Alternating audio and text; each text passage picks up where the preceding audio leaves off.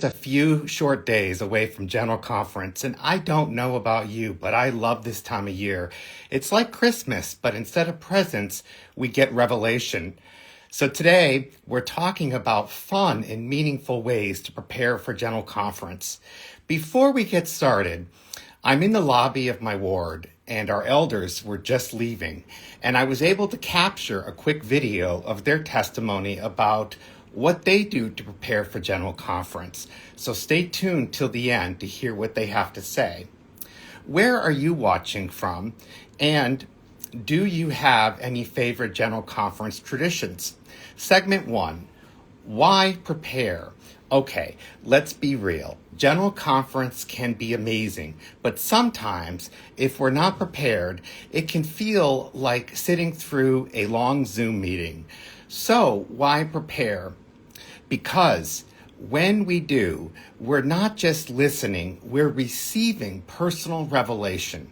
I love what President Nelson said, quote, "The Lord loves effort," and that includes preparing our hearts and our minds to receive what we're going to hear. What's one way you like to prepare? Drop it in the chat. Somebody else may learn from it. Segment 2, fun ways to prepare. All right, let's jump into some fun ways we can get ready for General Conference. Number 1, set personal questions. Write down 3 to 5 questions you need answered to. Pray about them. I promise you, something in General Conference will speak directly to you. So I have a question for you. What's one question you're hoping to get answered to in this next General Conference?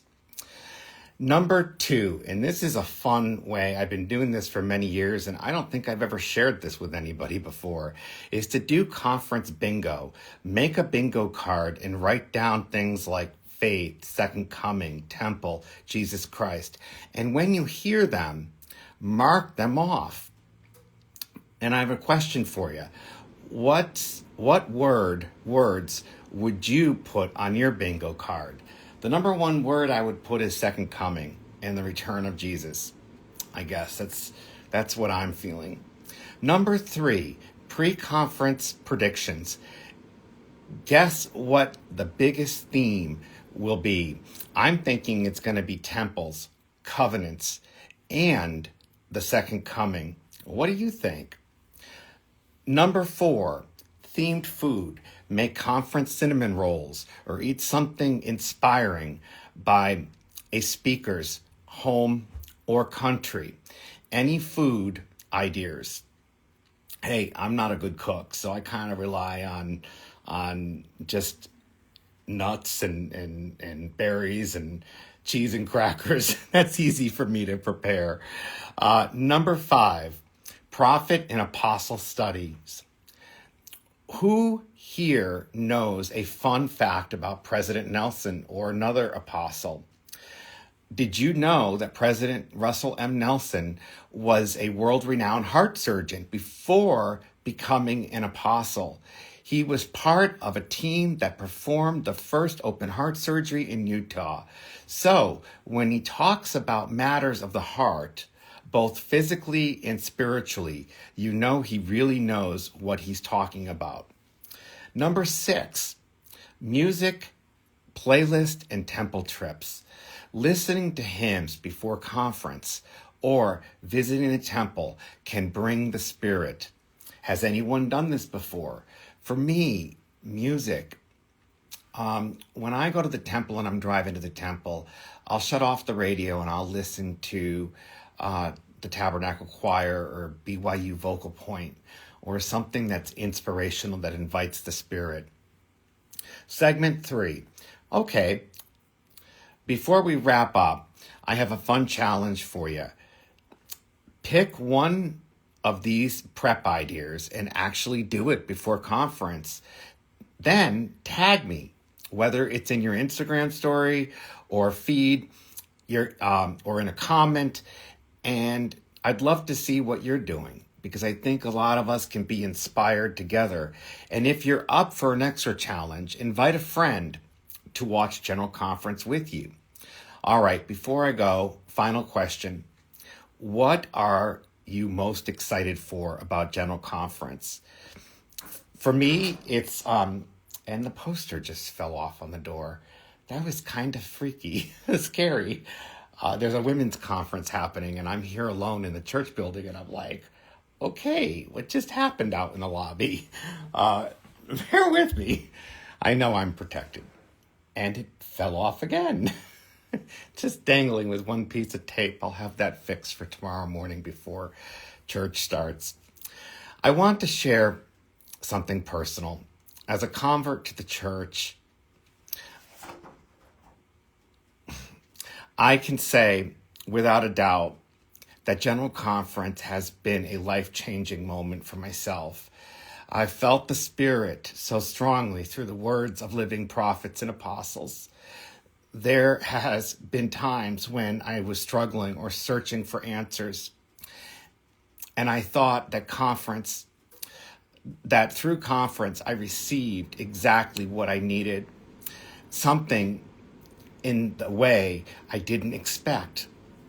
I know that when we welcome or when we come to conference with an open heart and an open mind, the Lord speaks to us, not just in words, but he speaks to us through feelings and promptings. But to you personally, I felt it in my own life, and I promise you, if you come ready, you will feel it too.